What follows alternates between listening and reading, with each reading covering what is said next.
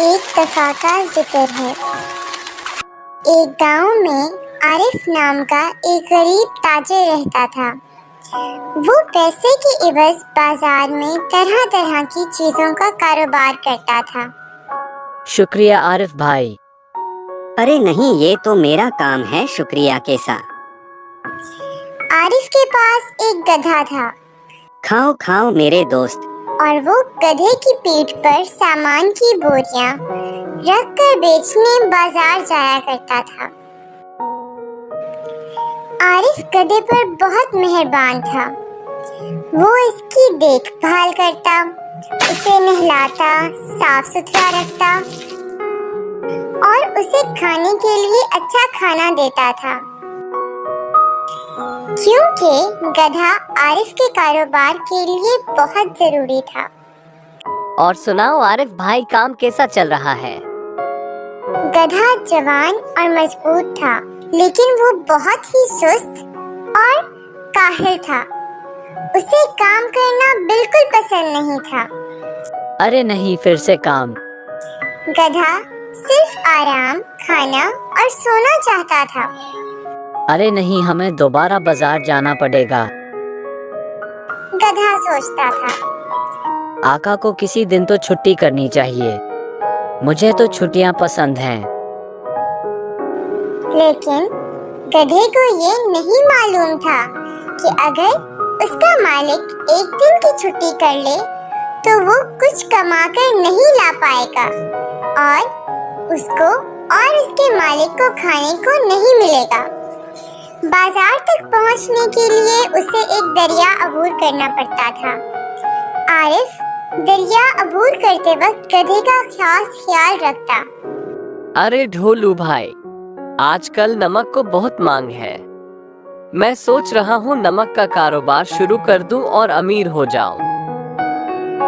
ایک دن جب عارف نے بازار میں نمک کی بہت مانگ کے بارے میں سنا تو اسے فروخت کرنے کا فیصلہ کیا۔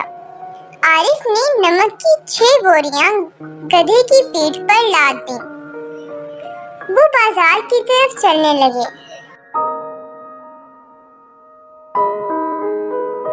اور اس دن نمک کی ساری بوریاں بیچ دیں۔ عارف ہر روز نمک بیچنے لگا۔ گدھا روزانہ نمک کی بھاری بوریاں منڈی لے جاتا۔ عارف، مجھے ابھی اور نمک کی ضرورت ہے۔ اگر تم چاہو تو سارا نمک مجھے بیچ سکتے ہو۔ کچھ دن گزر گئے اور عارف نمک بیچتا رہا۔ ارے واہ، میرا کام تو چل پڑا۔ ایک دن جب وہ دریا پر پہنچے اور اسے عبور کر رہے تھے تو گدھا پھسل گیا اور کچھ نمک دریا کے پانی میں گھل گیا۔ عارف نے گدھے کو دریا سے باہر نکالا۔ ارے نہیں، یہ کیا ہو گیا؟ گدھے کو لگا کہ اس کی پیٹھ پر پڑی بوریاں اب ہلکی ہو چکی ہیں۔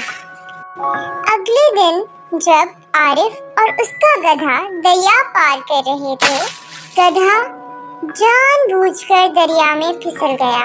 یہ تم نے کیا کر دیا بیوقوف؟ کہ اس طرح سے اسے بوجھ نہیں اٹھانا پڑے گا۔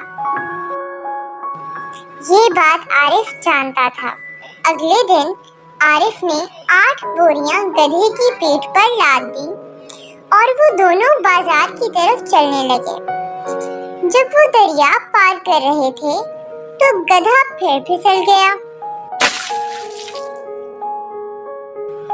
لیکن جب وہ اٹھا تو اسے لگا کہ بوریاں تو پہلے سے بھی زیادہ بھاری ہو گئی ہیں۔ عارف نے نمک کی بوریوں کو روئی کی بوریوں کے ساتھ تبدیل کر دیا تھا۔ روئی دریا کا پانی جذب کر کے بھاری ہو گئی۔ ہاں، تم نہ ہی سوچا تھا تم مجھے بیوقوف بنا سکتے ہو۔ عارف نے گدھے سے کہا۔ گدھا روئی کی 8 بھاری بوریاں منڈی لے گیا اور پھر گھر واپس آ گیا۔ اس دن کے بعد سے گدھے نے پھر کبھی اپنے مالک کے سامنے سستی दोस्ती दिखाने की हिम्मत नहीं की।